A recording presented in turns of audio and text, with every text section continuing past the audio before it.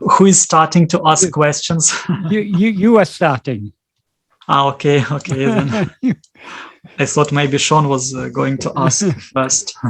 Well, I'll go ahead. Yeah. Start from the first person. Whoever that may be.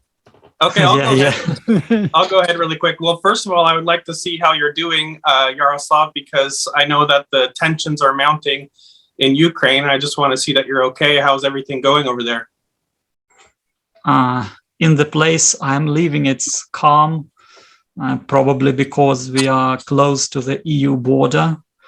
But when you see the press, the media, it's really crazy there. But like here on the ground, at least in the area where I live in Lviv, it's really calm, and Ukrainian politicians and intelligence is more reserved in estimation of the danger. So they think it is a little bit less likely than what is told on the world press, by the world press. But who knows? It's so unpredictable. You can't know what is going to happen. So and there is no sense to panic at all. Who knows the mind of Putin? Only Putin. Yeah.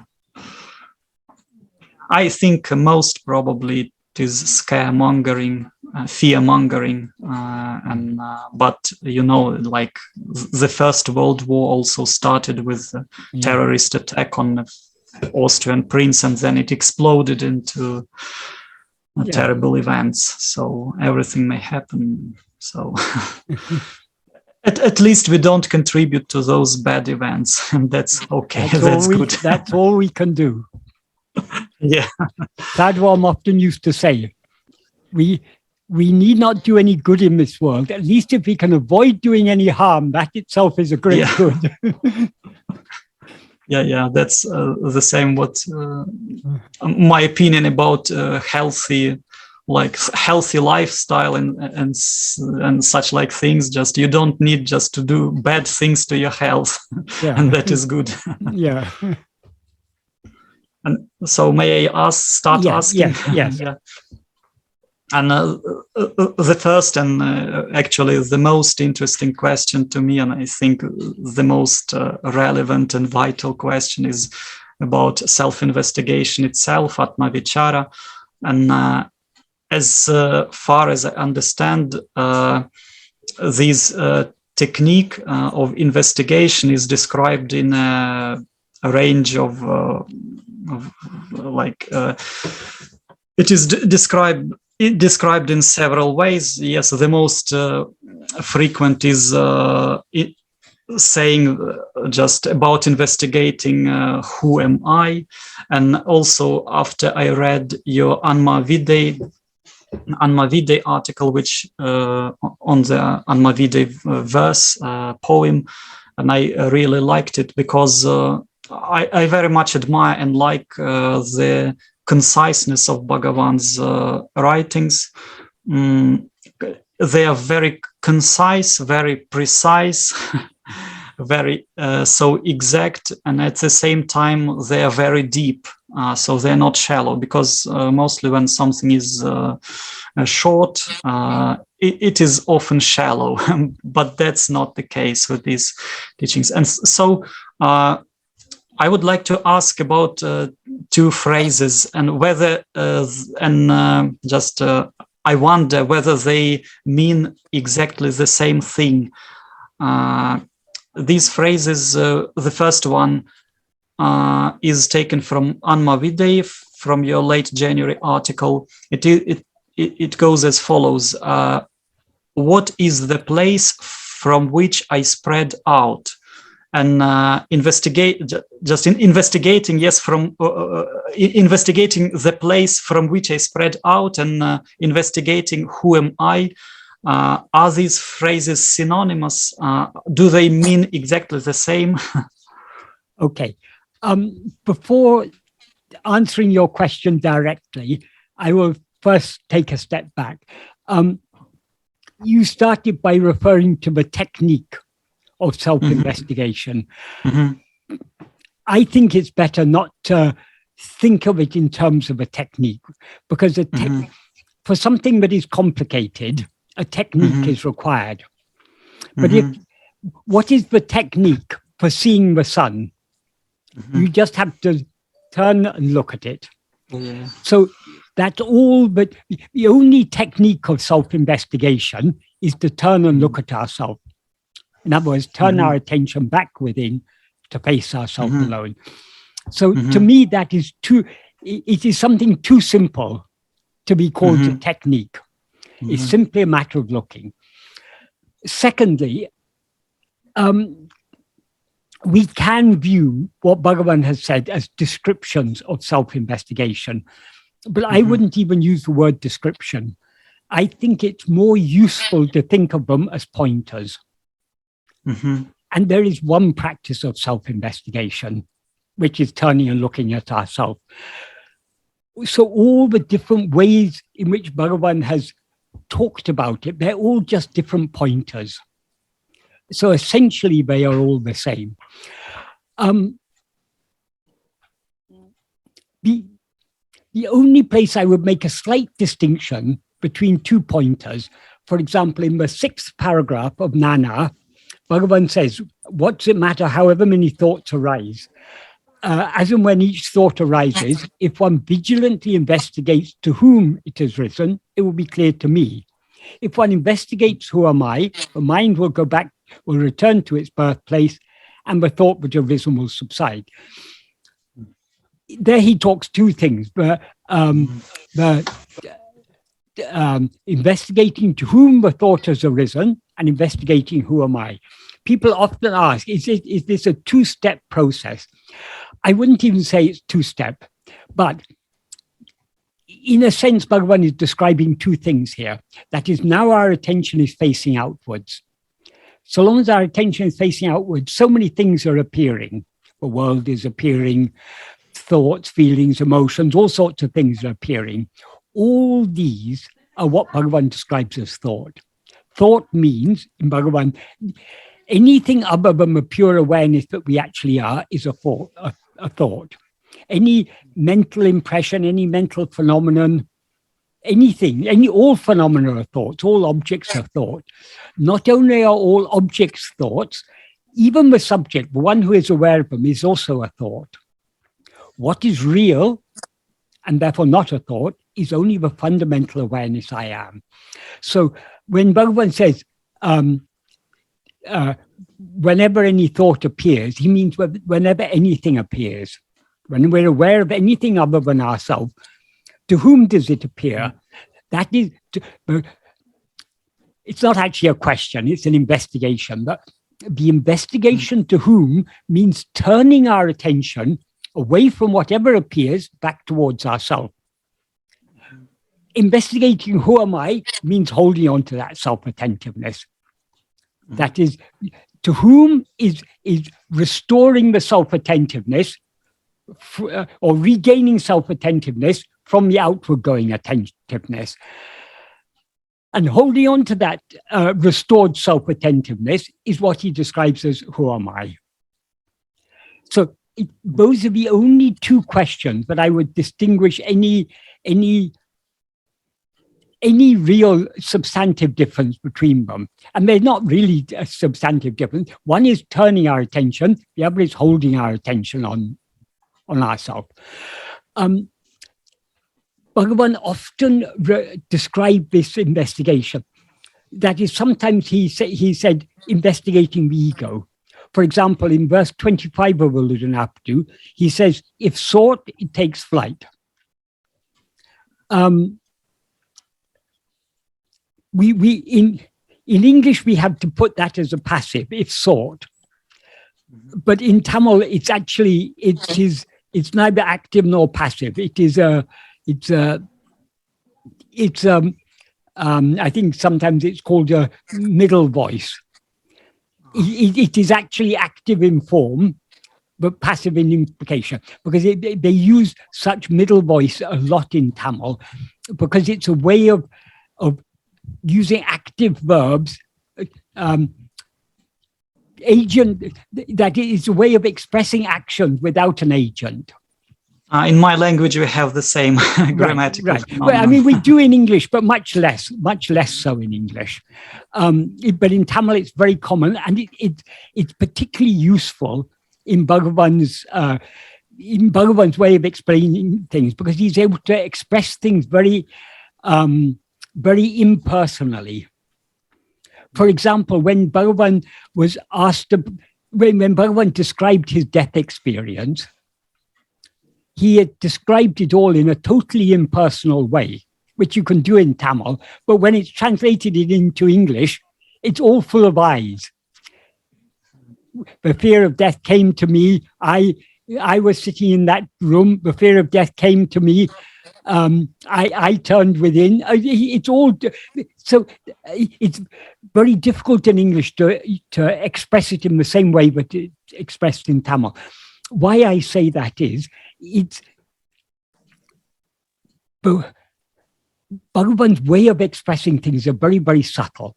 So when he says if sought, in fact in Tamil, neither the agent nor what is acted upon, neither are mentioned, but the implication is when ego seeks itself. So long as we're looking outwards, this ego, are looking outwards, we're grasping form, and thereby we're flourishing abundantly.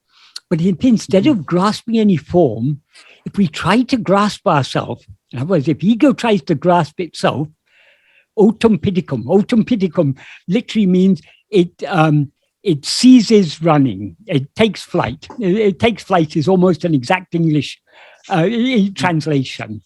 That if it takes flight means it runs away. Because ego seems to exist only so long as we're looking outwards.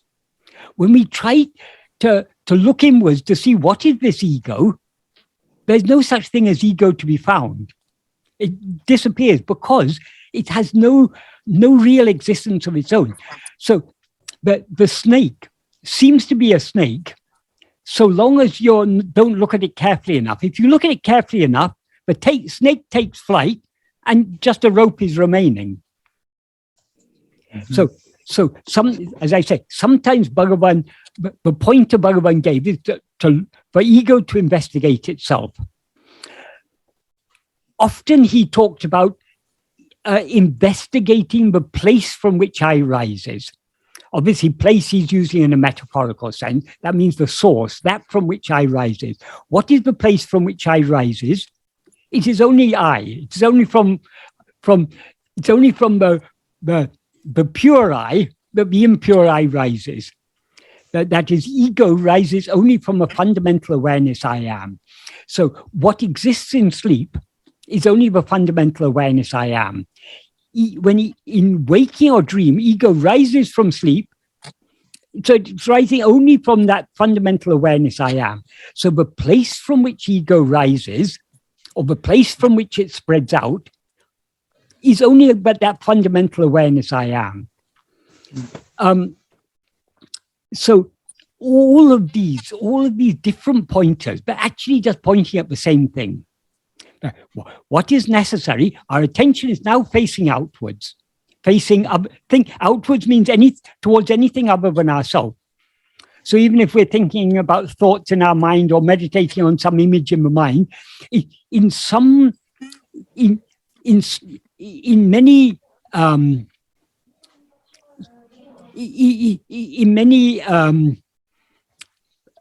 paths, what they mean when they talk about turning within is looking at the mind itself, looking at the thoughts. That is, you're meditating on chakras because they're within the body. So you're looking within when you're meditating on chakras, or you're looking within when you're meditating on a form of God or a name of God. That's not what Bhagavan means by looking within. When Bhagavan talks about looking within, he means everything is outside. All phenomena are external. So all thoughts, feelings, these things, they're all external to us because they appear and disappear. So they're not what we actually are. So looking within means looking only at ourselves. So all that we need to do, now we're looking outwards, we're looking at things other than ourselves, we need to turn our attention back to look at ourselves. That's all that is required. That is the technique. And once we've turned our attention, we hold on to that. We hold on to that self-attentiveness, that is. So all these different ways of describing it, investigating the source from which we rise, the place from which we rise, investigating the place from which we spread out, investigating who am I, they're all pointing at the same thing, because the practice is one. So you can say, yes, all these pointers are synonymous.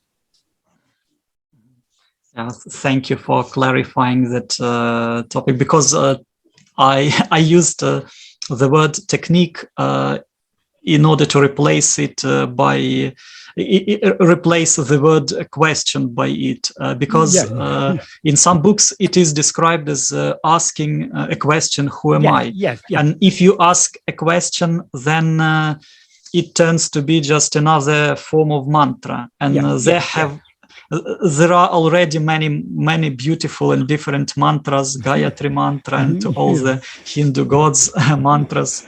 And why invent one more mantra? Right. If you want a mantra, Bhagavan said, what is the best mantra of all? That is generally most mantras are either a name of God or include a name of God. Like Ramana is a mantra. Namo Ramanaya is a mantra. It's containing the name of God. But what is the natural name of God? What is the first name of God? Bhagavan said, yes, precisely. Even Om is secondary. Because what is the natural name for all of us? What do we all refer to ourselves? We refer to ourselves as I. Doesn't matter what the language is. It's not the word that matters. It is that first person pronoun is the natural name by which we refer to ourselves. So since God is our own self, the natural name of God is I. That's why when Moses asked God, who shall I say has sent me? God replied, I am that I am. Say that I am has sent you. So the first and foremost name of God is I am. Even Brahman is secondary, or even Om is secondary. The first name of God is I am. And that is the name of God, and it's also our name. Because in our essential being, we and God are one. There is no difference at all. So if you're told you want a mantra to repeat I. But when you repeat a mantra, supposing you're repeating the name Ramana, or repeating the name Rama, or Krishna, or Jesus, or whatever, you're not merely, the purpose is not merely to think of the name. What is the name? Every name refers to something. So it's the aim of Nama Japa is to fix the mind on that to which the name refers. So if we take the Nama as the first name of God, namely I, when we repeat I, that is to help us to fix our attention on ourselves. We're not meditating on the word I, because the word I isn't going to lead us there. Bhagavan said, if one goes on thinking I, it will lead one to that place. That means the source, the heart, the place from which we arose. But he doesn't mean, but merely by meditating on the word. Why we repeat the word I? To help us to fix our attention on that to which that word I refers. So the names and the very word I, or the names of God, they also appear kind of road signs. Yes, when you are moving along a road, yes. They show pointers. That direction is that city, that direction is another city. Yes. Yes, and also you have already answered the second sub-question Right. about this topic. You caught my thought. Someone must have asked you already about that. Yeah, I wanted, it was interesting to me whether it is a two-stage process, just first asking to whom this thought appears, and then to me, and the next one is, could we say, is it, if you want, the sun is up above, if you want to see the sun, is it a two-step process? First to turn and then to look? No, it's one and the same. So having turned, you want to continue seeing the sun, so you continue looking, but you won't be able to see the sun because the sun will blind you, and that'll be the end of it. Likewise, if we truly turn our attention within to see what we actually are, the one who sets out to see will be blinded, will cease to exist, and the sun alone will remain, the sun of pure awareness. So just asking to whom this thought appears and who am I, it's in fact one act, isn't it? Yeah, well, like, it's not asking personally, investigating. I mean investigating, yeah. Investigating to whom means turning our attention away from whatever appears back towards the one to whom it appears. And investigating who am I means holding on to that. That is, you return in order to attend to ourselves. Having turned, we hold on to it. So it's not really a two, you can think of it as two, turning and then holding, but it's really actually one and the same. Or maybe it would be proper to compare it when you say turn right and you first see one tree and behind the tree you see a bush, and it's like one action, but when you analyze this action, it is, as it were, consisting of two stages. You first see the tree, and then behind the tree you see a bush, for example. This. Thank you very much. The tree is ego, and the bush is I am. What is always behind the tree. And so it turns out that the source of ego is I am. Like, well, the God, yes. In other words, we ourselves are the source of ego. And the source of the thoughts and memories or whatever appears in our mind, their source is the ego. Exactly. Because they all appear only in the view of ego. So they all come from ego. So as it turns that ego is, so to speak, quote unquote, derivative or like derivative of I am, like spoiled or imperfect or distorted, like distorted image or whatever of I am, and those thoughts are like even more distorted image of ego.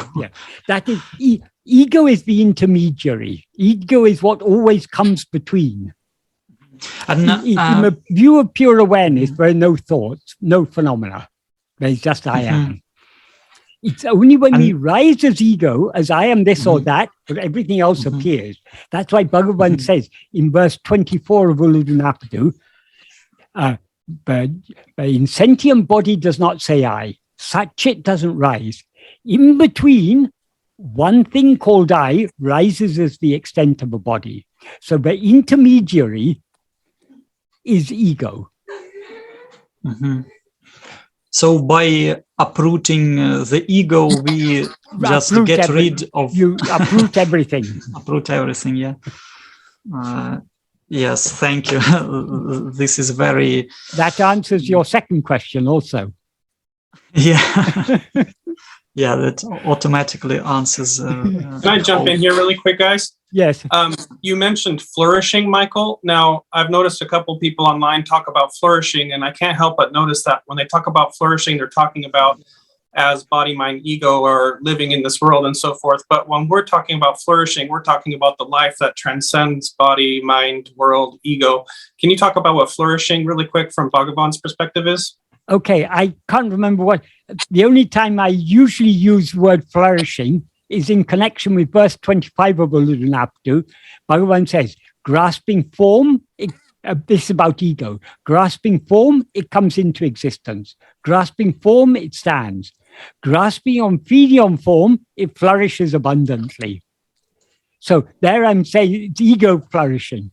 Our own real nature flourishes without doing anything. It's ever flourishing as pure awareness in our heart. The trouble is we are not looking within.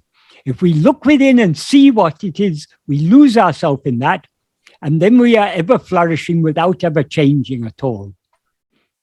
And the other thing I'd like to mention is when we're talking about mantra versus investigation, you often say when Jesus says, he says, look, the kingdom of God is within you. Yes. That's what you like to emphasize, the look. There's an investigation happening and awareness. Yes. That is, I don't know why that seems to be, everyone seems to miss that, but it is said there. Behold, or I can't remember exactly how it's said. Yeah. Lo, behold, the kingdom of God is within you. He was saying, they will say, look here, look there. But I say, look, the kingdom of God is within you. So we have to look within to see. Merely saying, oh, the kingdom of God is within, or I am Brahman, that's of no use. We have to look and see for ourselves. There is a very similar quote in the Gospel of Thomas. Also, just the kingdom of God is under the stone. It is like everywhere. Yeah. And one more question. I am there. Cut the wood in two, there am I. And one more question about the ego and the thoughts. Is there any qualitative or substantive difference between the ego and all the thoughts that arise therefrom? Yes, a huge difference. That is, ego is also a thought, but unlike all other thoughts, it is the only thought that is endowed with awareness. That is, all other thoughts are objects. They're devoid of awareness. But ego is the only thought that is endowed with awareness. Because ego is a mixture of the real awareness, I am, and the body. The body means the five sheaths, which are all thoughts, which are all jada. So that's why ego is called Chit Jada Granti. It's not the real awareness, but it's got that in the heart of ego is the heart of ego is the real awareness, I am. So because ego is endowed with awareness, it's aware of all other thoughts, but other thoughts are not aware of it.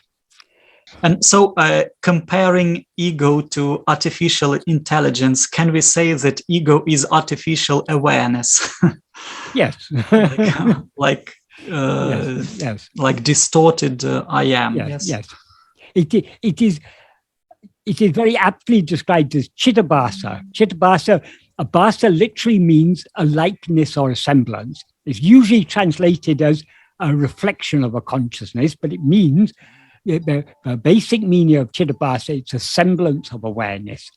So it's not the real awareness. Why is it not real awareness? Because real awareness is aware only of what actually exists, which is itself. Ego is aware of things that don't actually exist. So that is not, being aware of what doesn't exist is not real awareness.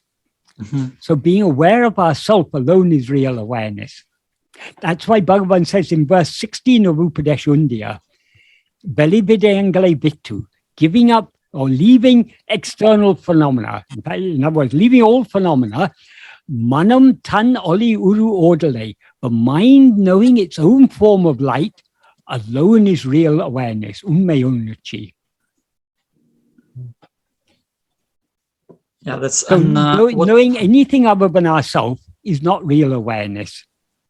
It is a likeness, it's a semblance of awareness, but not real awareness. Knowing ourselves alone is real awareness. And this is this approach to God and to the divine is, I think it's very valuable because it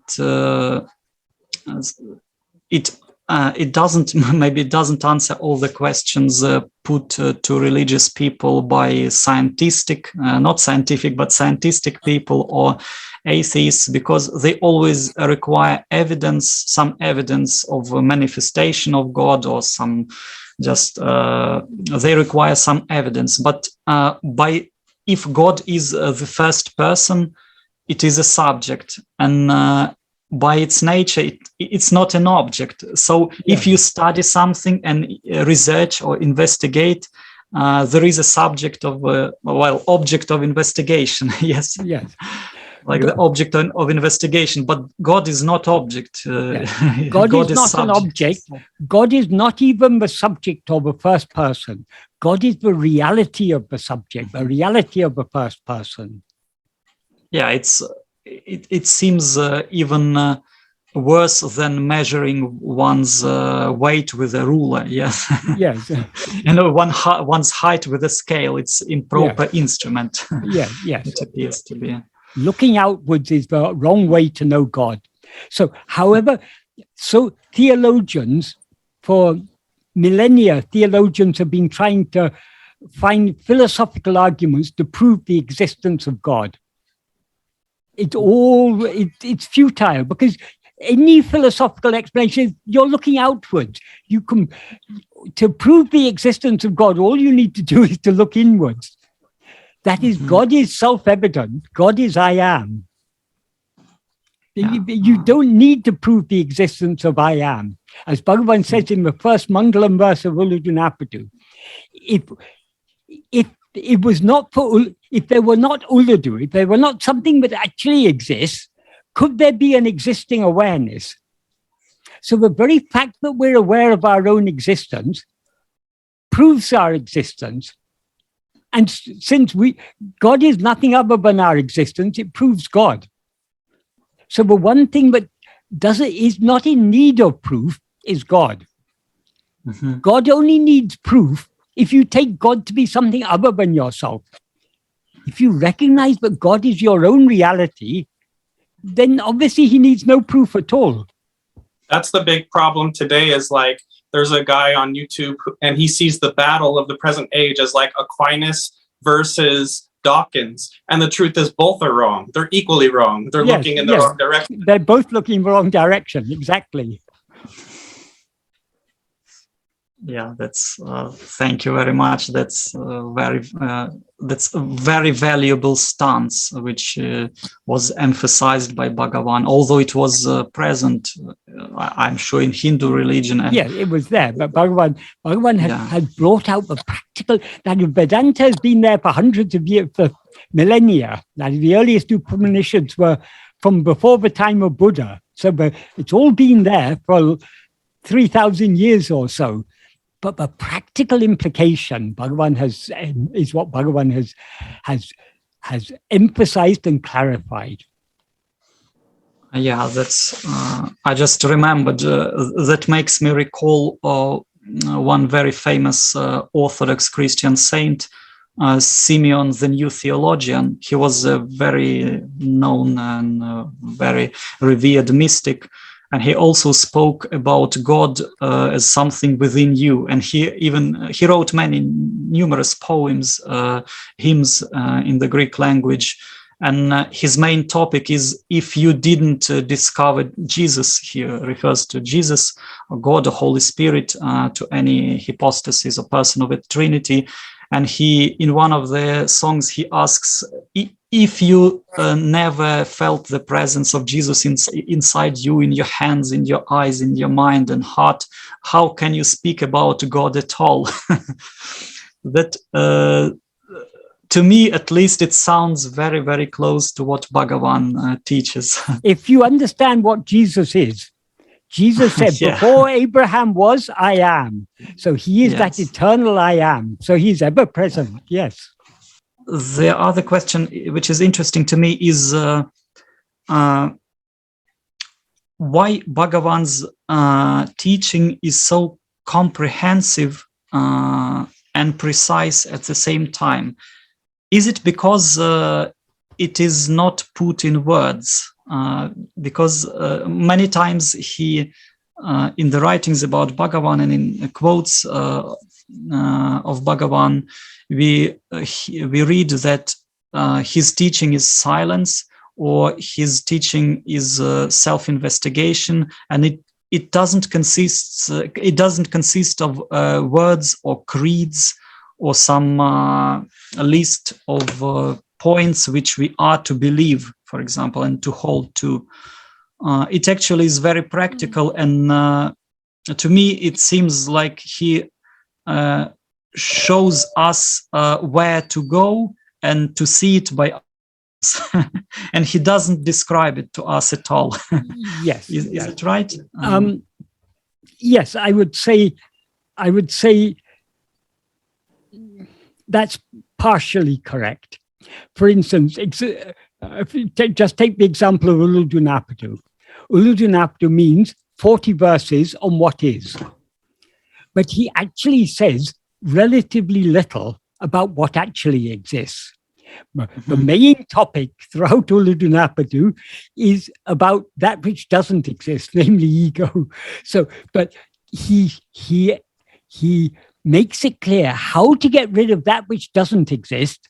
And when that which doesn't exist is removed, what remains is what does exist, which is ever self-shining. So yes, Bhagavan, of course, he does indicate, for example, in verse 7, he says, but he refers to, he talks about the world and awareness. But the awareness he's talking about in that context is not the real awareness. It is the semblance of awareness called ego, because it's only in the view of ego that the world seems to exist. So what he says there is, though the world and awareness rise and subside simultaneously, it is only in the view, it is only by awareness that the world shines. What that means is the ego and world appear and disappear simultaneously, but the cause, the underlying cause is ego, not the world. The world is an effect, because it's only in the view of ego that the world appears. That's why he says it's only by awareness that the world shines. Then in the next sentence, he says, that which exists as the ground or the place or the base or the container for the appearance and disappearance of the world and awareness is Porul, is the real substance, is that which actually exists, the infinite whole. So he does point out what is the reality. The reality is that from which this world, this ego and world appear, and into which they disappear, and which remains as the ground, the screen on which they appear and disappear. So he does point to the reality, but he says relatively little about it, because his main focus is practical. That is, we have a problem. Yes, there is only one, ekameva advaitam, there's only one without a second. But in our view, there seems to be so many things, and these many things are giving us so many problems. So how to get rid of this appearance of multiplicity and recognize the one that alone actually exists, namely ourselves? That is what Uludunapadu is about. That is what Bhagavan's teachings are all about. It's about the practical means to remove the obstacles to seeing what is ever present. Of course, we do. We never fail to see what is always present, because what is always present is I am. But we are not aware, though we are always aware I am, we are not aware what I am. We're not aware of ourselves as we actually are, because we're now aware of ourselves as I am this person, I am this body. So that is one reason why Bhagavan's teaching. What was the question? Why Bhagavan's teaching so comprehensive or so? Yeah, why it is, I was wondering why it is both comprehensive and precise. Yes. And yes. concise, yeah. And concise, yes, because he's focusing. Bhagavan is the master doctor. He's the greatest doctor. He's diagnosed what is the exact, precise root of all problems. For example, Buddha taught that the cause of all suffering is desire. I'm not saying this to put down Buddha in any way, but Bhagavan is a little bit more precise than that. He says, yes, desire is the cause of all suffering, but for whom is desire? Because we cannot get rid of desire so long as the one who has desire is still present. The one who has desire, whose nature is to have desire, is ego. Remove ego, and all its desires and sufferings are thereby removed. So Bhagavan goes to a very precise, ultimate root. You can't find any cause beyond ego, because ego itself is the first cause. It's the cause of everything else. And ego is nothing but a distorted awareness of ourself as something other than what we actually are. So to get rid of ego is very easy. All we have to do is be aware of ourselves as we actually are. Therefore, ayayati sulapum, Atma-Vidya, ayayati sulapum. Extremely easy. This Atma-Vidya, this knowing oneself, is extremely easy. Why it seems to be difficult? Because we're not yet ready to let go. We have to be ready to let go of everything that is unreal in order to be aware of the real as it actually is. So long as we are aware of anything other than ourselves, we are not aware of ourselves as we actually are, because what we actually are is pure awareness, which is not aware of anything else. Yes, and I see that, for example, when I liked early, and now I like, but much more early, because when after I read Who Am I by Bhagavan, it reduced my interest in other philosophies considerably. Very much, because I noticed that however big and comprehensive some book is, however smart and overwhelming the arguments are, there will always be flaws there. Yes. Like some holes in arguments, in some propositions, and even in logic. And there is always, it is always possible to find some imperfections there and use them to disprove that teaching, or just to prove something opposite to that. And in Bhagavan's case, you don't have... Complexity is itself a major flaw, because true philosophy is all about clarity, seeing things clearly. Mm-hmm. You take a book like Kant. Take Kant's Critique of Pure Reason. Yeah. It's so complicated. I myself, I have tried to read bits of it. I mean, bits and pieces here and there I've read and I've understood, but it is so complicated. But the truth is actually very simple. What is the truth? I am. And he talks about the phenomenon. What we know is the phenomenon. We can't know the noumenon behind the phenomenon. But what is the noumenon? What is it that lies behind all phenomena? It's nothing but ourselves, because the phenomena appear only in our view. So the phenomena depend on the ego that perceives the phenomena. And the reality underlying ego is I am, which is ever clearly known. So we don't need all this philosophy to tell us that we can't know the noumenon, because the noumenon is actually that which is, as Murugan says, even the nelikai in the hand, it seems unclear. Even the amlaka fruit in the hand seems unclear in comparison to how extremely clear and real is oneself. I am. So Bhagavan's teachings are so simple. Yes, and I myself read Kant's The Critique of Pure Reason, of Practical Reason, and there was one chapter, not chapter, but sub-chapter, I guess, Yes, it was in Russian, in Russian translation. Chapters within chapters. Yeah, some subchapter. It was some 1.5 pages long, but I was reading it for the whole day. Not the whole day, but several hours. It was about, maybe my translation is not correct in philosophical terms, but it sounded as about original synthetic unity of apperception. Yeah. So that is very complex I could never get my head around all those terms. Fortunately, I'm very simple-minded. So this complicated philosophy goes over my head. But I'm very satisfied with the simple philosophy that Bhagavan has given us, because it's so clear. Yes.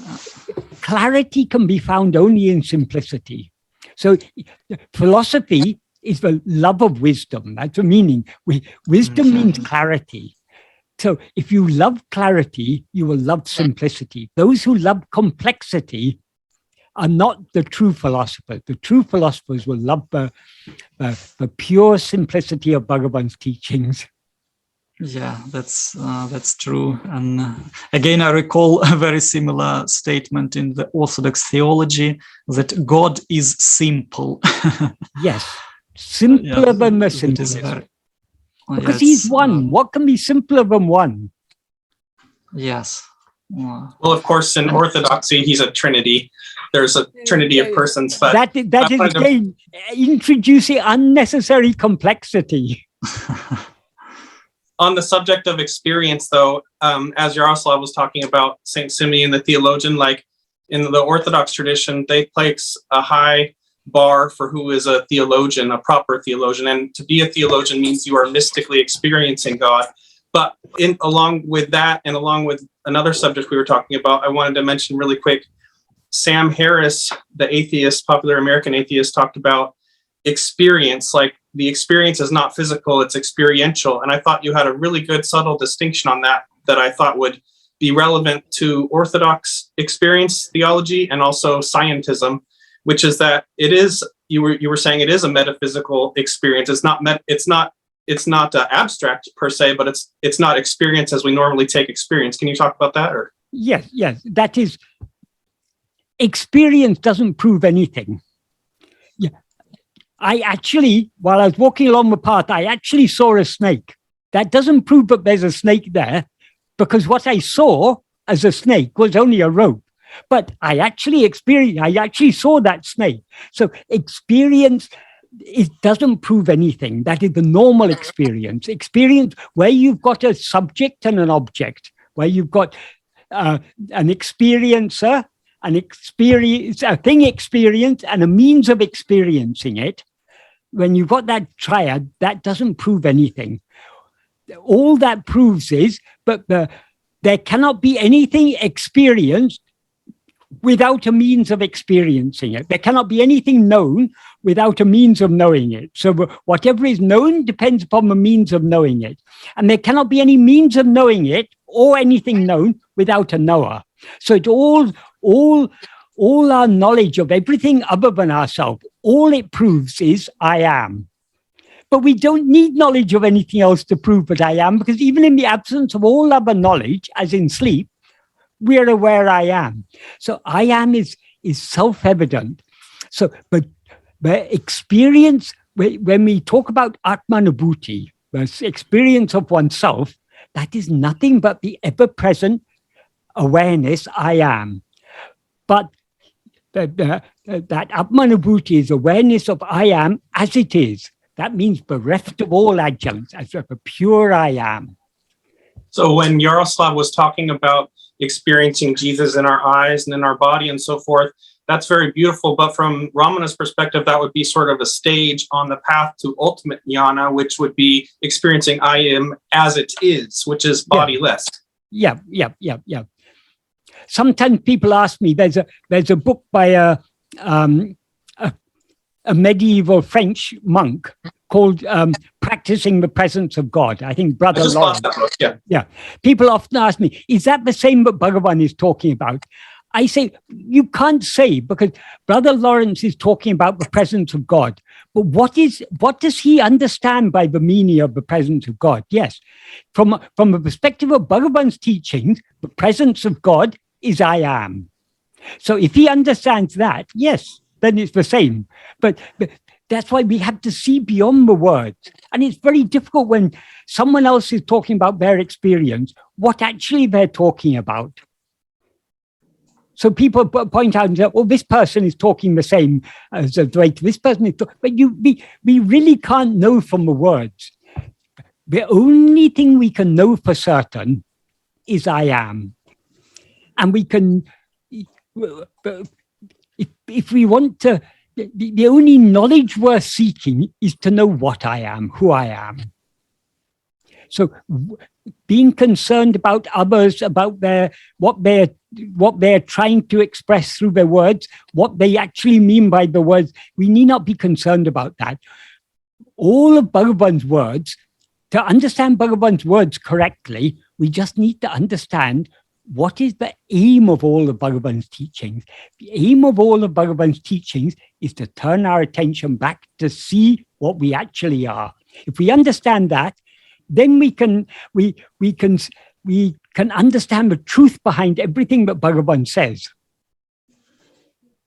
We can understand what the meaning, the implication behind all his words. So we're not just merely seeing the surface meaning. We are seeing what is we're not seeing just the vachyata, the word meaning. We're seeing the lakshyata, the intended meaning. The intended meaning is, see who am I, turn within, see yourself. So Bhagavan very correctly said, all teaching in words is always imperfect, because however well it may be expressed in words, it all depends upon the understanding of those who read the words. So many people read Bhagavan's words without really grasping what he's talking about. They have some vague idea, but they don't really understand what it's all about.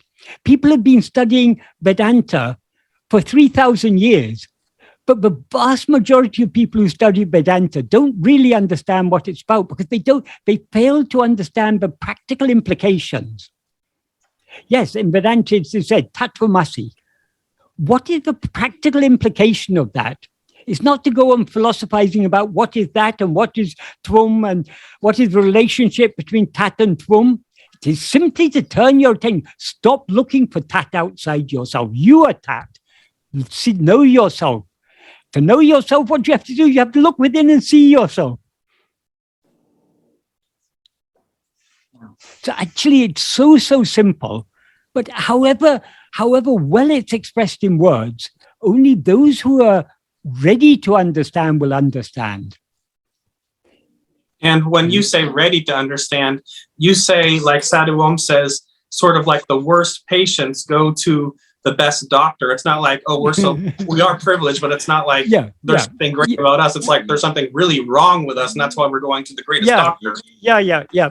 That's true. Because otherwise we feel, oh, I've understood Bhagavan, so I'm the ego rises up. Yes.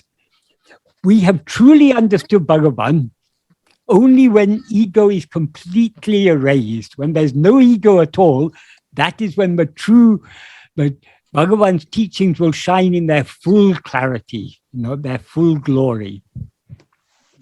Bhagavan, I think in Maharsha's Gospel or somewhere, Bhagavan says, your greatest glory lies where you cease to exist. And you said Sri Sadhu Om had that state, so to speak. He was that. Who am I to say? Okay. And I also have one question. I'm interested in what prevents people from being self-attentive. Is it like distraction, like non-self-attentiveness? Is it a kind of distraction, like just turning our mind to something irrelevant? Like, for example, someone is doing his job, something important, and then he, say, distracts and looks into the window how a crow is cracking a nut, for example. Yes, right. We need to understand the nature of distraction. We generally, when people say they're distracted, they say, oh, because there was too much noise, I couldn't meditate. Because there was this, I couldn't. We always try to put the blame on something else. Oh, because I've got a family, because I've got so much responsibilities, I've got to go to work. We blame everything, but actually the blame doesn't lie outside. The blame doesn't lie, the Vishayas are not at fault. The world is not at fault. The fault lies in us. The fault lies in our Vishaya vasanas, our inclination to attend to Vishayas. So what distracts us is our own liking to attend to things other than ourselves. If we had no liking to attend to other things, they wouldn't distract us.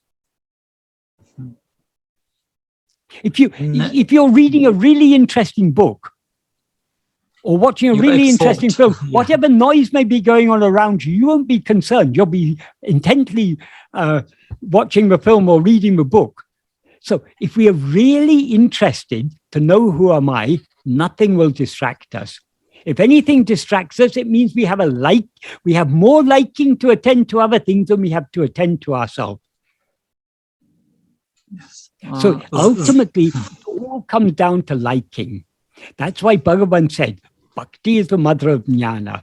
That is, without all-consuming love, heart-melting love, to know who am I, we cannot know what we are, because we have to be ready to let go of everything else. Bhagavan said, in verse 26 of Ulludunaptu, if ego comes into existence, everything comes into existence. If ego doesn't exist, everything doesn't exist. Ego itself is everything. Therefore, investigating what it is giving up everything. So we can investigate what we are only to the extent to which we're willing to let go of everything else. So if we find it difficult to investigate ourselves, all that shows is we are not yet willing to let go of everything else. So we don't really want to know who am I. Mm-hmm. And there is nobody and nothing to blame. There's nobody to blame but ourselves. Yeah. We have a problem, and we have a solution to the problem. That is, we as ego have a problem, as we actually are the solution. So ego needs to look within itself to see who am I, and then the problem of ego is solved. Because any seeming obstacles or hurdles to self-investigations, they are nothing more than excuses, yes, not to self-investigate. That is, Bhagavan has said, Prarabdha affects only the outward-going mind. So Prarabdha can never stand in the way of turning the mind within. That we need to, he's not just talking about Prarabdha. Prarabdha means whatever we experience is Prarabdha. So nothing that we experience stops us turning within. Because whatever we experience, who is experiencing it? To whom does it all appear? To me. So we can always turn our attention back to ourselves if we want to. The problem is, if we don't turn our attention back to ourselves, it's because we don't want to. So Bhagavan, as I said, Bhagavan said, Bhakti is the mother of jnana. He also said, all of the whole spiritual journey, all of sadhana, all of spiritual practice is nothing but a battle going on within our own will. Between he said in the Puranas they talk about the Devasura Yuddha, the warfare between the gods and the demons. The gods in this case is Satvasana, the liking to turn within, and the demons are all other vasanas. Even the relatively good Vishaya vasanas are still demons. So if we are fully logical, even the good Vishaya vasanas are simply less bad, yes, than the bad ones. It's all relative. It's all relative. The only truly good vasana is Satvasana, the love to turn within. Mm-hmm. Yes, and from some accounts about Bhagavan, I read that some people didn't even need to talk to him. Just they came to him, saw him, or sat in his presence for some short time, and then returned home, and they were, at least it was told they were transformed, or they understood something. Well, we can't know what happened to others, but it is true. Yeah. Bhagavan generally, he will be seem to pay more attention to the less mature aspirants, to those who are truly looking within. He will ignore them because he wants them not to be attached to his outward form, to what is his real form, what is the real Ramana Swarupa. Atma-Swarupa alone is Ramana Swarupa, our own Swarupa. So to really know Bhagavan, to really experience Bhagavan's love, we need to look within. But there were many less mature devotees. To them, Bhagavan will talk about this and that, and will be very attentive. Whereas the deeper devotees, he'll completely, as if completely ignore. Mm-hmm. Because he knows the real work is going on inside their heart. He's doing the real work inside their heart. So, that is also leading up to the next question, quite naturally. And I read many times that Bhagavan told his teaching is best expressed by silence. And what does silence mean in Bhagavan's teaching? Is it the attainment of the self, like shedding ego, all the thoughts, and realizing or attending to the I am? Is it is it the silence which Bhagavan means in his teachings? I mean, what the only answer to the question, what is Mona? Tattvamasi, you are that. Mona. That so is. Yes, sorry, you say. Yeah. So this is the silence. Yes, I am is also the silence. Yes. Right. What Bhagavan says in Nana, in the 6th paragraph, he says, Nananam ninevu kinjitum illa idame surupamaham. Only the place where the thought called I does not exist, even a little, even the slightest, is Swarupa. Swarupa means one's own real nature. Aduve mona menapadam. That alone is called Mona. So our own real nature is Mona. And our own real nature is that place in which ego does not rise even the slightest. It does not exist even the slightest. He doesn't even say rise. It is completely non-existent.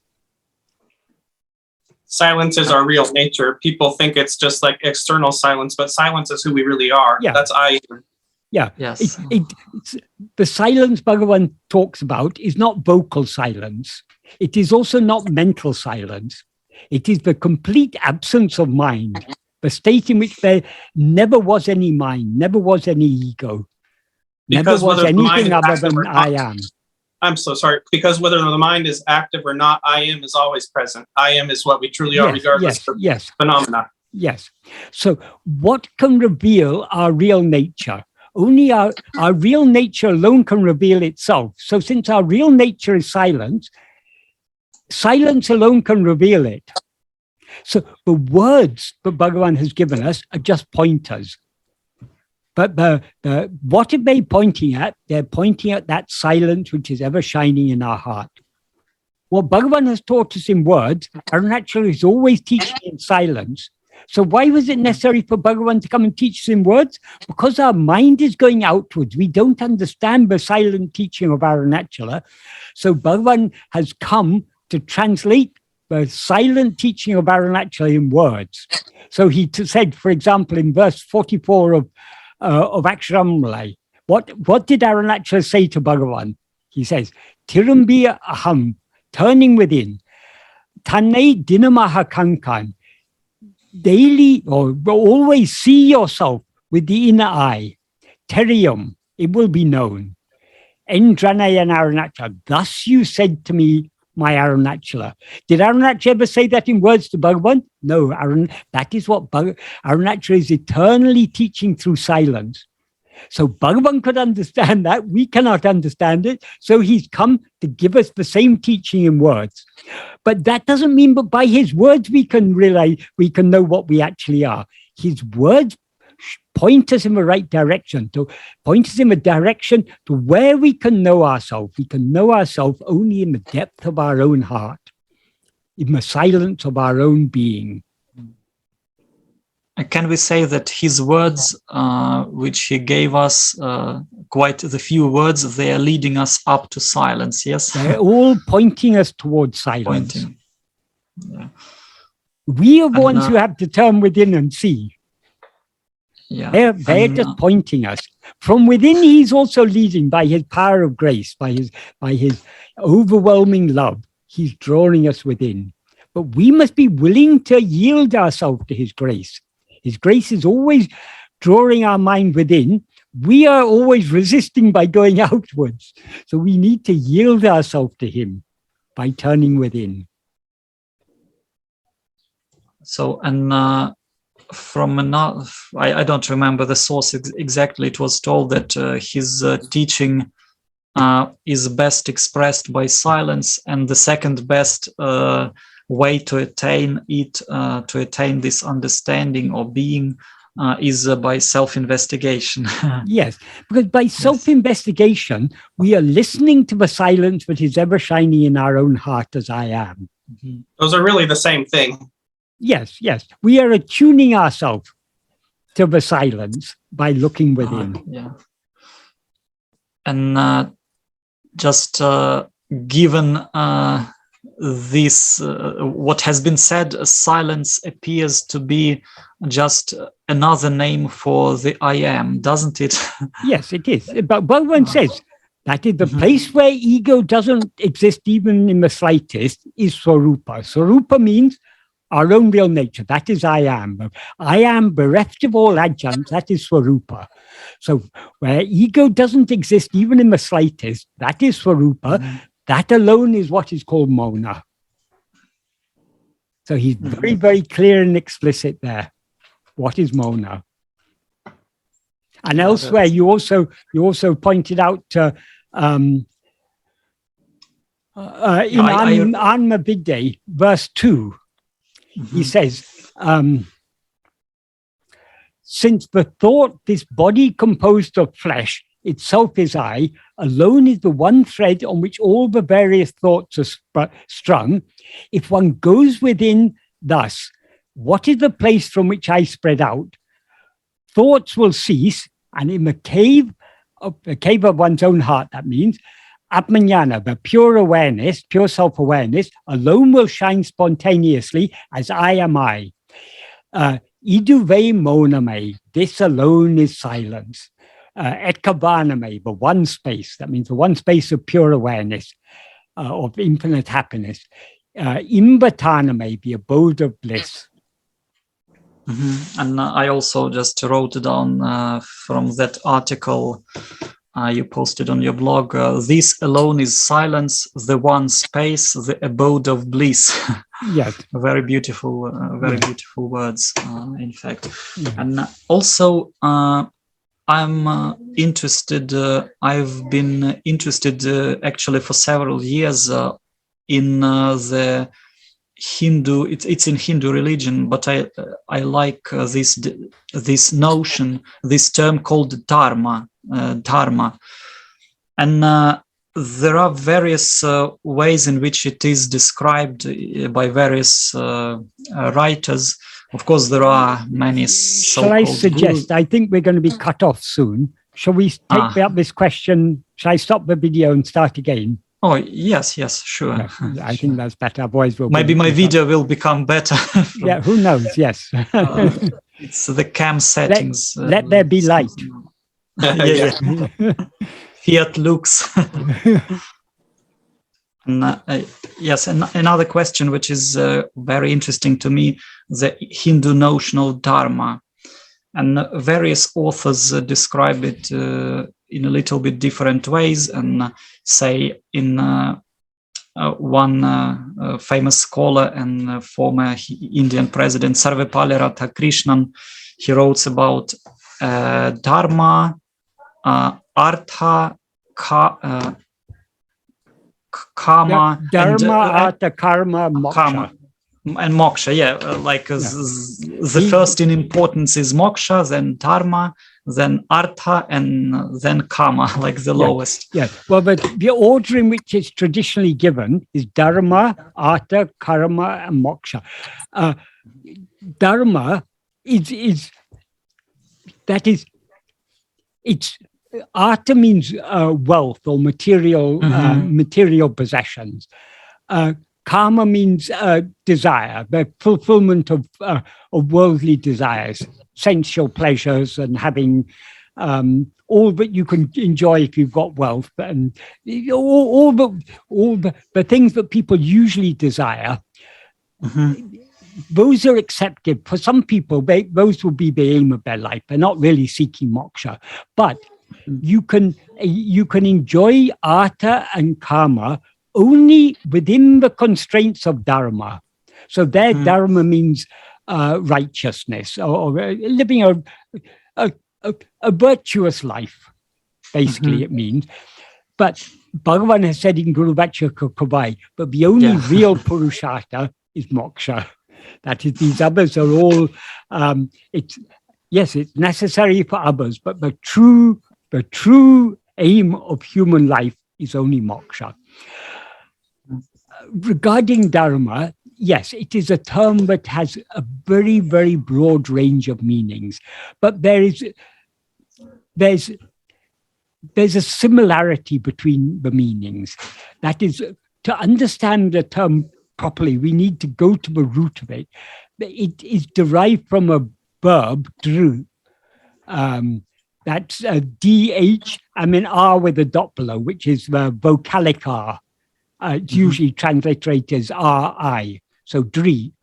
That is the verb, and that means to hold or uphold or hold together or to keep, carry, bear, support, maintain, preserve, hold back, restrain.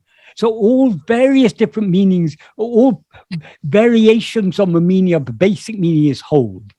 So Dharma means what upholds, what holds together, what supports, what preserves, what restrains. And it also means what is firmly established. So the codes of conduct, they're all Dharma. The righteous way of living is Dharma. In Buddhism, following the path shown by Buddha is Dharma. But Dharma is not just a Hindu. All the whole family of Indian religions, that is Jainism, Buddhism, Hinduism, though nowadays they take them as three different religions, actually they're all one family of religions. And there are more, that is Buddhism. There are so many different forms of Buddhism. That is, there are at least 4 fundamentally different forms of Buddhist philosophy. And what is nowadays called Hinduism, there were at least 6 fundamental forms of philosophy. But so many, within each form of philosophy, there are so many differences. So, all these collectively, and in more recent times, Sikhism, all these collectively, they're one family of religions. There's often more difference between, for example, Advaita and certain forms of Buddhism are much closer than Advaita and certain forms of so-called Hinduism. So this division of Hinduism and then these other one, it's all artificial. It's all one family of religions. Sometimes they're referred to as the Dharmic religions, because the one thing they all have in common is Dharma. And they also that another basic teaching of all these is karma. They all believe in karma, the law of cause and effect. But as you sow, so you shall reap. That is also common to all of them. But again, there's so many, karma is understood differently by different schools of philosophy within these within this very broad family. So what this broad family is all held together by Dharma. Dharma is what holds everything together. So sometimes this family of religions is called Sanatana Dharma, the eternal. We can translate it as religion in some context, but the Western idea of religion is very, very narrow, whereas Dharma is a far, far broader idea. Could you relate the view of Dharma at all to the Western notion of vocation? Is that at all analogous or similar? That is, yes. Your vocation is your swadharma. Well, your own personal dharma. But Bhagavan also gave a deeper meaning to swadharma. He said swa means oneself. So the true swadharma is knowing oneself. So all these terms, they have different meanings in different contexts. But what is in Christianity called a vocation is what is often in Indian religions is called swadharma, one's own dharma. That is what is appropriate for one person to do may not be appropriate for another person to do. Well, if I try and do your dharma, that may be dharma for you, but it's a dharma for me. It's a dharma for me. It's non-dharma for me, because we each have we each have a certain role to play, and we have to live according to that role. So yes, it's a vocation. That's one sense of the term dharma, but it has a far, far broader application than just that. That's one of the senses. And yet we all have the same vocation or the same dharma in the sense of we're all meant to attain Satchidananda or be as we are. That's why Bhagavan said the true Swadharma is only knowing oneself. But of all other Swadharmas, the Swadharma of the person we take ourselves to be.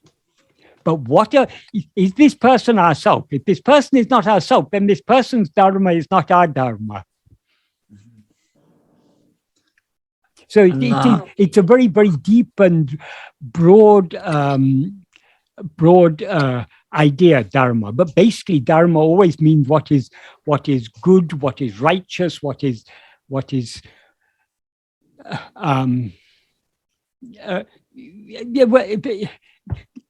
there's a lot of commonality between all the different applications of Dharma. But what they share in common is they're all upholding what is right, what is proper. They're holding society together. I mean, it can be understood at so many different levels. But ultimately, Swadharma is what holds ourselves to ourselves. In other words, self-attentiveness. That is the ultimate Dharma. And that Dharma alone will lead to moksha. And to me, it's interesting the relation between the relation between Dharma and Prarabdha is quite interesting to me, because in your previous videos I listened to, and you mentioned that we like our external, the life of ego is governed by Prarabdha, and the I am to the I am Prarabdha is not applicable at all. No. And I mean, if in this life, is it reasonable to check whether something is your Prarabdha or not by trying something over and over again for a certain period of time to make sure it is not your Prarabdha? There's a very easy way of finding out what is your Prarabdha. Yeah. Be patient, wait and see. Because whatever happens is Prarabdha. We cannot know beforehand. And we don't have to experiment, because but Prarabdha is going to unfold itself anyway. Yeah, and in the course of waiting, what is more reasonable? Trying to do something or just to relax? And like they sing in the song, Bhagavan advised the opposite. Once Ramasamy Pillai asked Bhagavan, Bhagavan, how do we know what is Prarabdha or not? That is, supposing we have an idea to do a good thing, but it may not be our Prarabdha to do that. So how do we know? Bhagavan said, whenever you have an idea to do anything, reject that idea. Reject, reject, reject. And what comes and sits on your head, in spite of your rejecting it, that is Prarabdha. Yeah, that's we, very beautiful. We need not do anything, because we will be made to do what we need to do according to Prarabdha. That's what Bhagavan, the first sentence of Bhagavan's note, but he wrote for his mother, according to the Prarabdha of each one, he who is for that, being there, that means being in the heart of each one of them, Atma-vichara will make them dance. So we'll be made to do those actions that we need to do in order for our Prarabdha to unfold.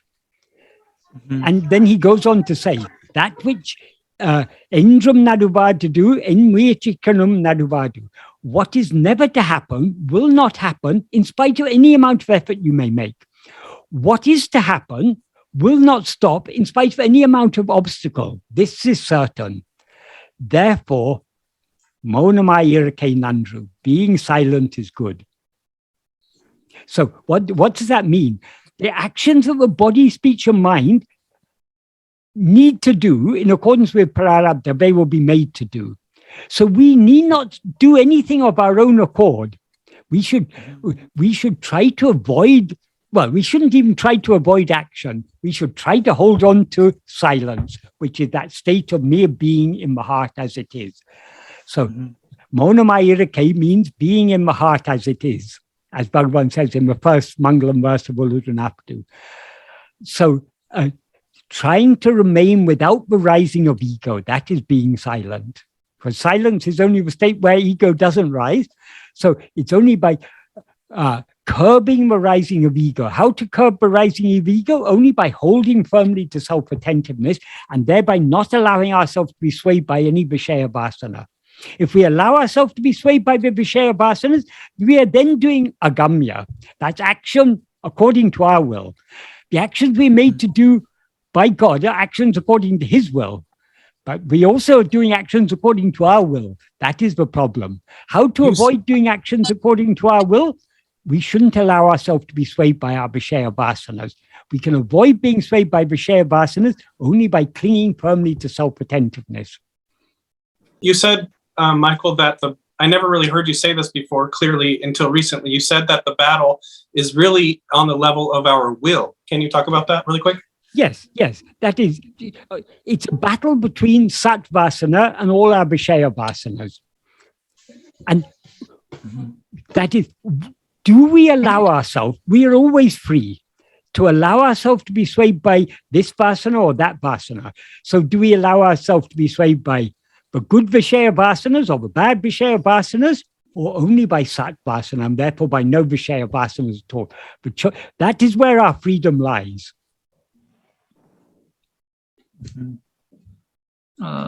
So the freedom lies within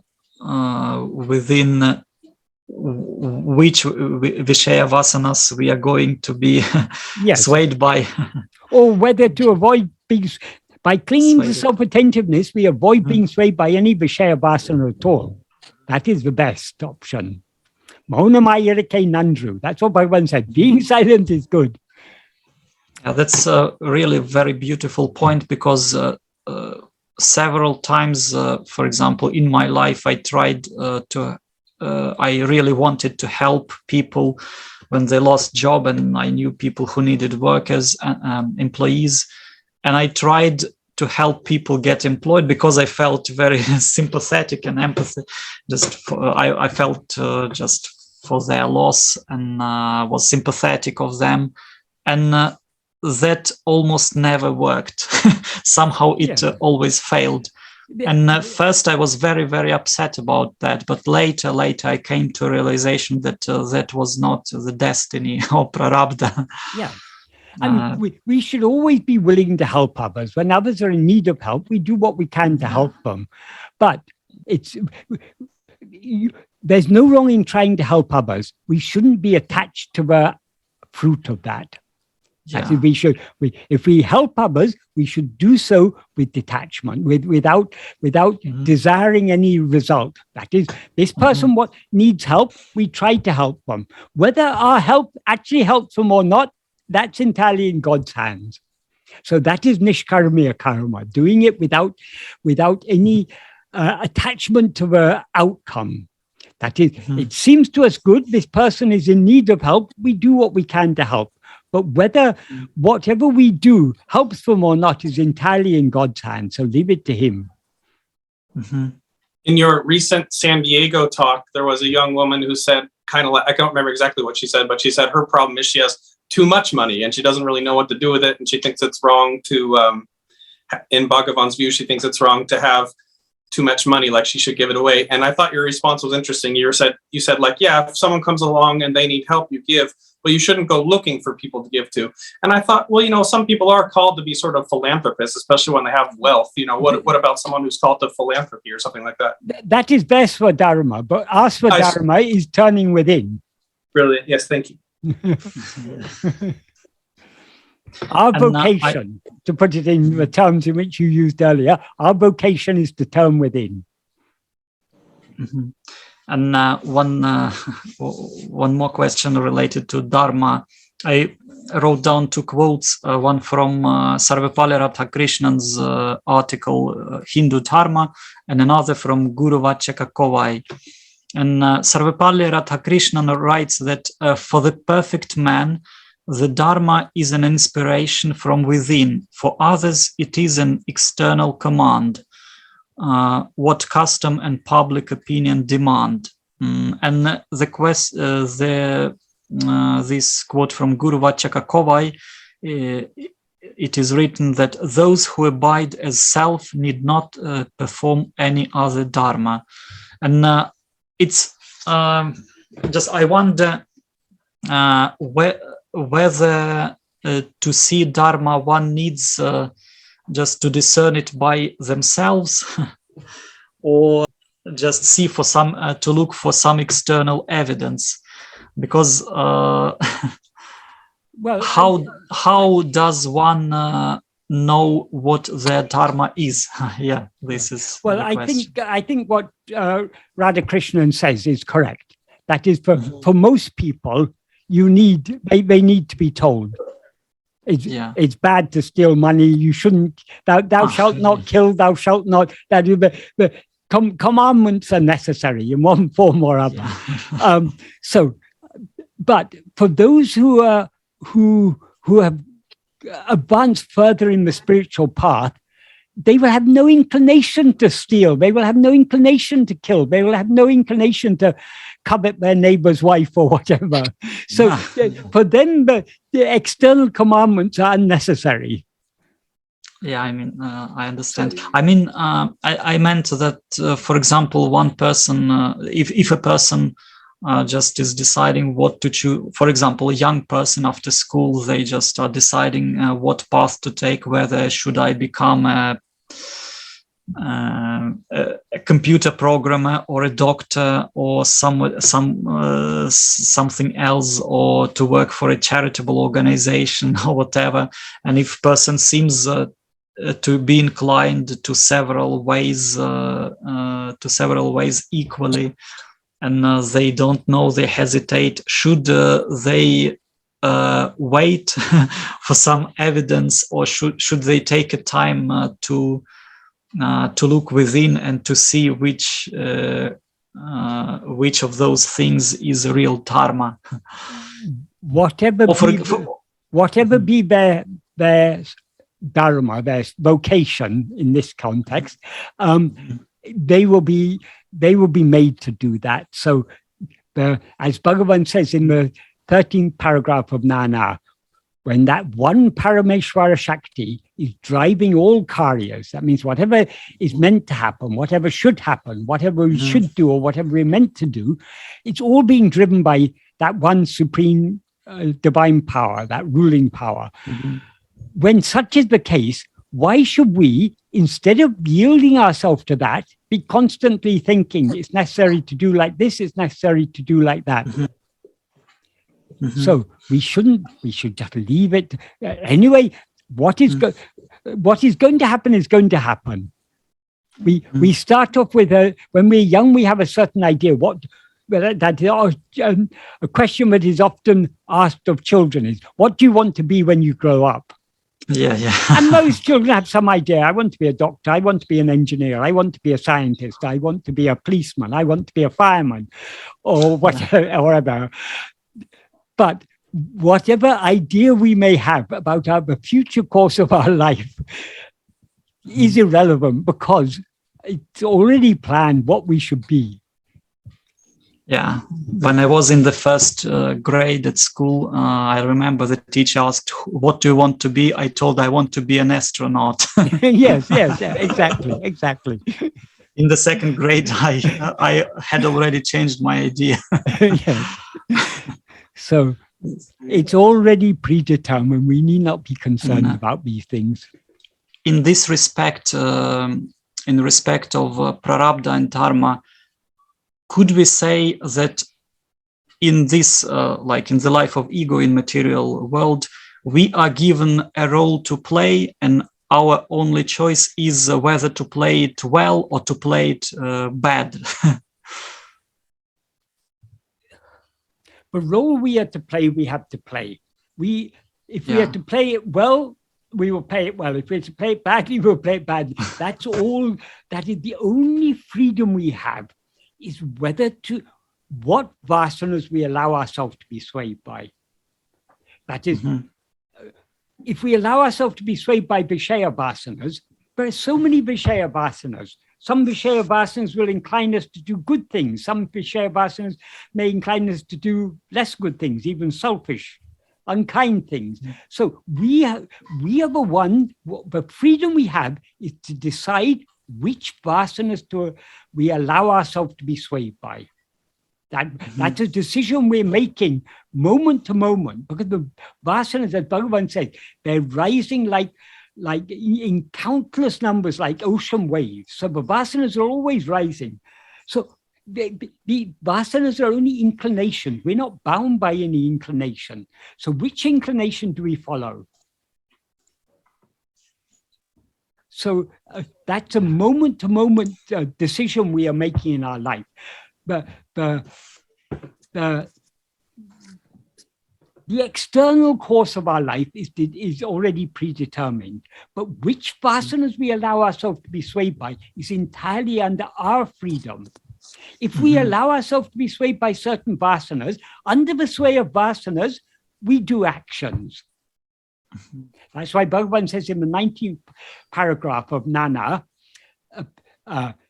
when the mind is under the sway of subha vasanas, we call it a good mind. And when it's under the sway of asubha vasanas, we call it a bad mind. So we all have both subha and asubha vasanas within us. But which ones do we allow ourselves to be swayed by? As our mind gets purified, we are less inclined to be swayed by the asubha vasanas, so they become weaker, and the subha vasanas become stronger. But even the subha vasanas are still a bondage, because they're still Vishaya vasanas.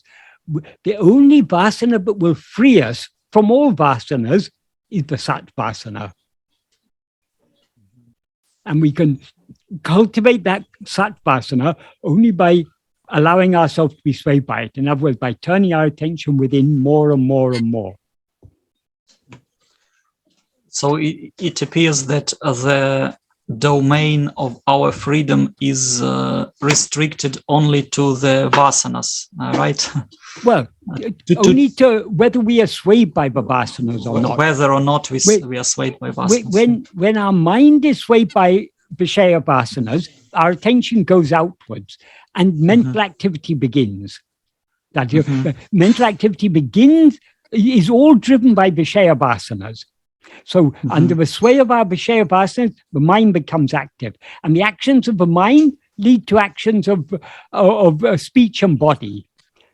So that's why in that 19th paragraph, when Bhagavan says, when the mind is under the sway of asubha vasanas, we call it a bad mind. How can we tell that the mind is under the sway of asubha vasanas or subha vasanas?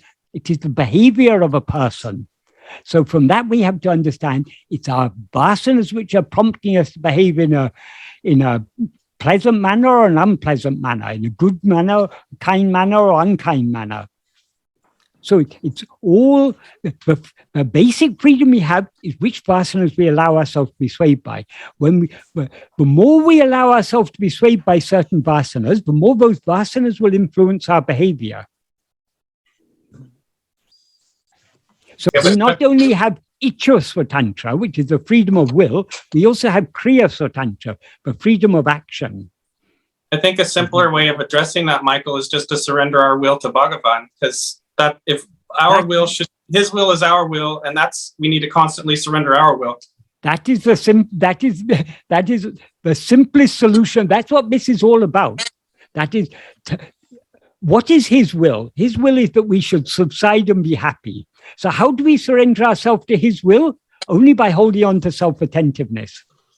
That is the most effective, deepest way of surrendering ourselves to his will. Which is him, ultimately. It's us, but it's Bhagavan himself. Yes, exactly.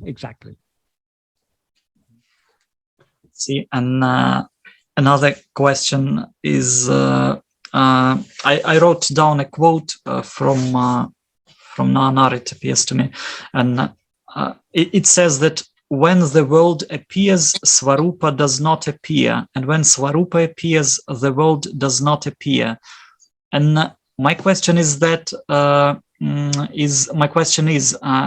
what does it mean not to see the world, or the world doesn't appear in Bhagavan's teaching? It means not to rise as ego. That is the very nature of ego, is to be aware of itself as I am this body. Mm-hmm. And if we're aware of ourselves as I am this body, we're consequently aware of this world, because this body is a small little object in this big, vast world. Mm-hmm. So the defining characteristics of ego is firstly to be always aware of itself as I am this body, and secondly, to be consequently aware of other things. So long as we are aware of anything other than ourselves, we are aware of ourselves as I am this body. In other words, we've risen as ego. Mm-hmm. So long as we've risen as ego, we are not aware of ourselves as we actually are, because what we actually are is just I, a pure I. Our true identity is I am I.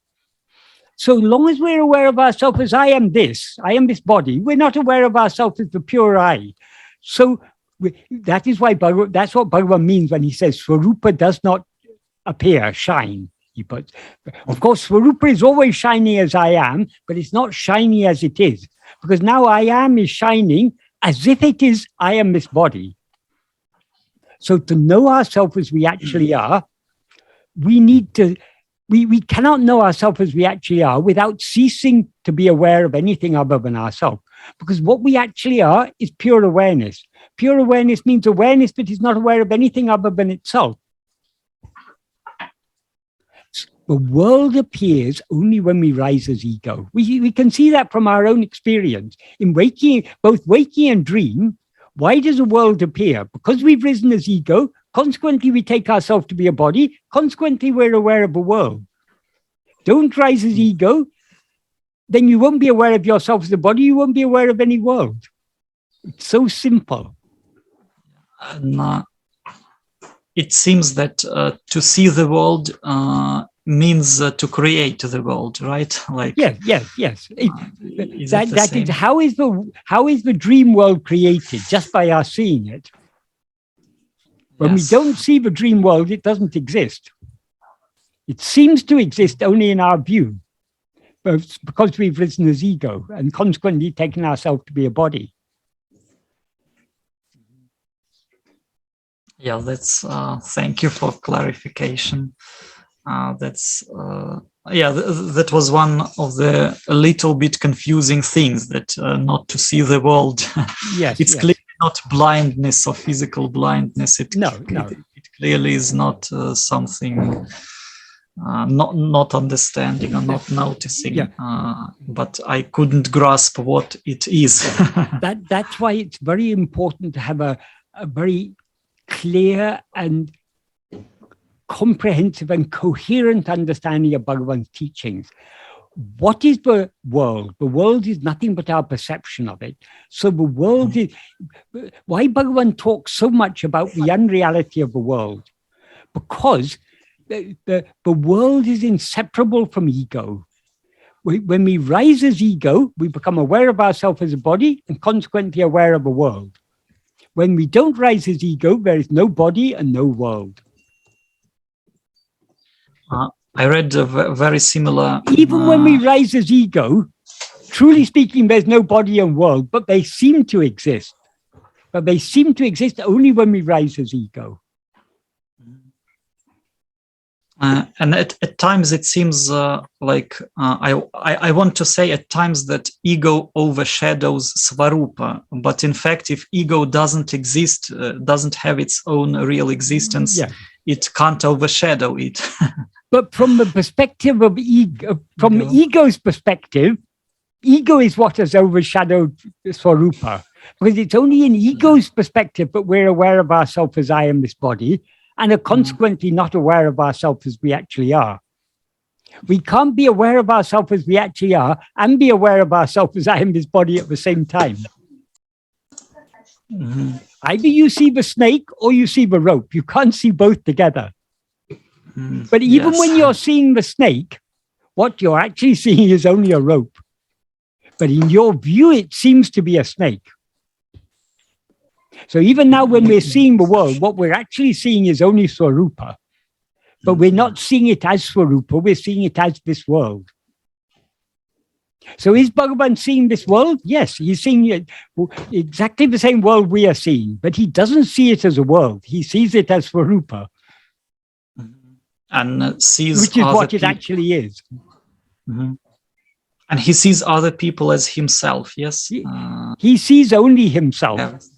Yeah. What we see as other people, what we see as the world, what we see as me, this little person, is all nothing but Swarupa. And he sees it only as Swarupa, his own form, his own real nature, a pure awareness I am. So in his view, all is one. There's no multiplicity. In our view, the one seems to be the many. And it also reminded me from readings of Schopenhauer, Arthur Schopenhauer, a German philosopher. He has quite a thick book called The World as Will and Representation, and he's very much appreciative. He's appreciating Hindu scriptures, Upanishads, yes, and he also stated several times that if there is nobody to see the world doesn't exist. Something to that effect. Very simple, very simple. If there is no seer, there is no world. If there is no seer, there is no the seen. Yes, like this. If ego comes into existence, everything comes into existence. If ego doesn't exist, everything doesn't exist. Bhagavan has said it so simply and clearly in Uladu Napadu. So theoretically, it was possible just for people in Bhagavan's lifetime just to come to sit near him for a minute and then reach just there and then see Swarupa, yes? Yes. But you don't... Bhagavan's presence, that is, so long as we take ourselves to be the body, Bhagavan's presence seems to be the presence of a body, because Bhagavan seems to us to be a body. But where is the true presence of Bhagavan? He is ever present in our heart as I am. So if you want to go and sit in his presence, turn within. Be in his presence here and now. His presence is ever available. That is the deep meaning of practicing the presence of God. Turning within to see who am I. Whether that is what Brother Lawrence meant or not, who knows? So we may say that in 2022 Bhagavan as available as he was in 1935. Yes, every bit is available as he was in the year 0 or the year 500 BC or 1000 BC. He is eternally available.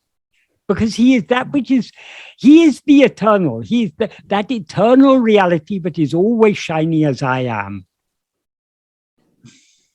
Yeah, that's a very beautiful point. Comprehensive. So I guess I have asked all the questions. Right. I have planned. Maybe Sean. This beats the Super Bowl and the Olympics.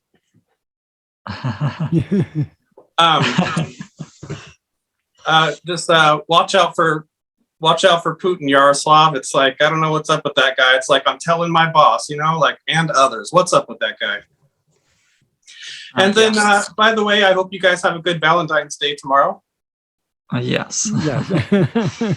I had a friend from school, and his name his name is Valentine, and all his friends joked and teased him by greeting him on St. Valentine's Day. Because then, that's my granny's birthday, so it will be a holiday in any way for me. Oh, awesome. Happy birthday to her. Yeah, my grandmother was born on St. Valentine's Day. If there is true love in my heart, every day is Valentine's Day. I love it. That's beautiful. Yeah, that's true, and you can't add anything more to this to this statement. Yes, and you Sean mentioned Olympics. Yes, there is so much writing that there is going to be attack on Olympics, or prior to the Olympics, or after, soon after. But the Australian embassy moved to Lviv, to the city where I live, from the capital, from Kiev to Lviv. So that sounds like a really scary situation. I hope he doesn't decide to invade. Yes, maybe there won't be invasion, but I think almost 99% there will be some either provocation or border conflict, or maybe even bombing or shelling from. Just they may launch the rockets from Belarus or from Russia, which will reach Ukrainian territory. That's quite possible. Yeah. Guys, I have to tell you really quick, my phone might die. I guess I could try to plug it in, but I wanted to ask really quick, Michael, now Bhagavan lived through World War II. What was his advice during World War II, out of curiosity, for people who were concerned about that? Bhagavan's before the war broke out, people obviously were talking about it because things were dark clouds were were building up on the horizon, and someone asked Bhagavan, some people say the world is coming, that there's going to be a great conflict, a great war is coming. Other people were saying, no, this is the dawn of a new era. What is your opinion? Bhagavan said, one supreme power is driving all events. Who cares? What is your opinion or my opinion? Yeah, that's... But at other times, when while the war was actually taking place, there was many people were thinking Germany was going to win the war. And there was some talk going on. I can't remember at which stage of the war it was. At a certain point in the war, when things were looking very critical and it looked like Germany had the upper hand, some people were saying that it's now a lost cause. The Allies don't stand a chance against Germany. And Bhagavan said, what about Russia?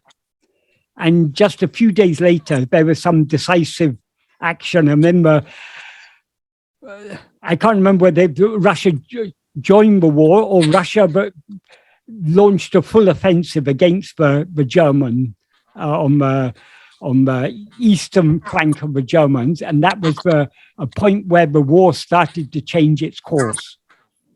So Bhagavan knew what was going on, but he was indifferent to everything because he knew everything is happening as it is meant to happen. Yeah, that's... Yeah, you can't prevent it. Yeah, you can't prevent it. Whatever is I mean, wars, famines, pandemics, all these things have been there since the beginning of human existence, and natural disasters, cyclones, forest fires, floods, all these things. It's all these all inevitable problems of embodied existence. Yeah. Because what is the root of embodiment is ego. Ego. And so long as there's ego, there's desire.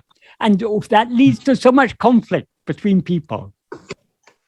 There's conflict within families, there's conflict within workplaces, there's conflict in communities, there's conflict, there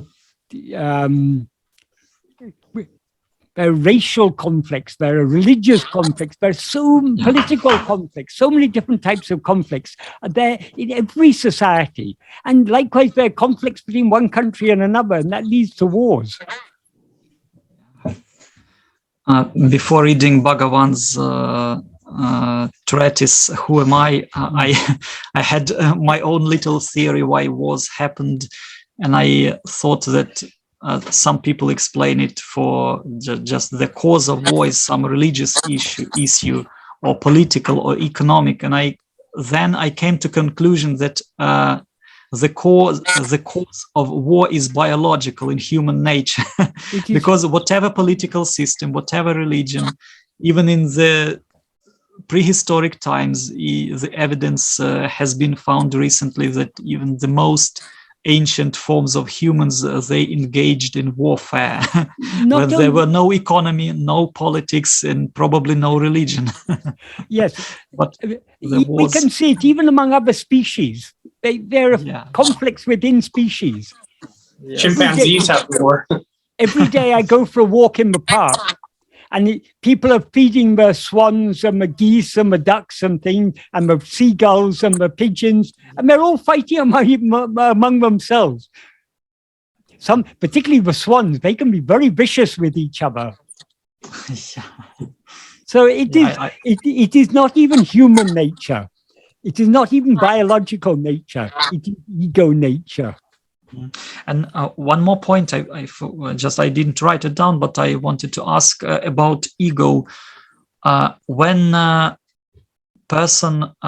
someone, say, from our point of view, from the point of view of ego, in the conventional sense, if someone dies, the body dies, but with the death of the body, the ego survives the death of the body. Is that right? Yes. Yeah, and then it assumes another body. Yes, because what we never experience the death of our own body. It's only in the view of others that the body has died. For us, it's just the ending of a dream. Sometimes the dream sometimes there may be a brief continuation of this dream afterwards. We may, like people who report after death experiences or near-death experiences, you may see yourself going to heaven. You may see yourself being greeted by your long-dead relatives and everything. That is just a brief continuation of this dream. But then that also comes to an end. But so long as the dreamer remains, the dreaming will continue. So one dream comes to an end, another dream starts. I had some observations in dreams because at times I have very extravagant dreams, and even before getting acquainted with Bhagavan's teaching, I noticed that at least in my own dreams, when I had some nightmare or some bad dream where I was chased and killed, and whenever I was killed, I either woke up or woke up to another dream. I had another dream, and that repeated many times in my dreams when I slept. And I then thought, what if in this life, when you die, you wake up somewhere else? Exactly. Yes, that is actually what happens. Assumption.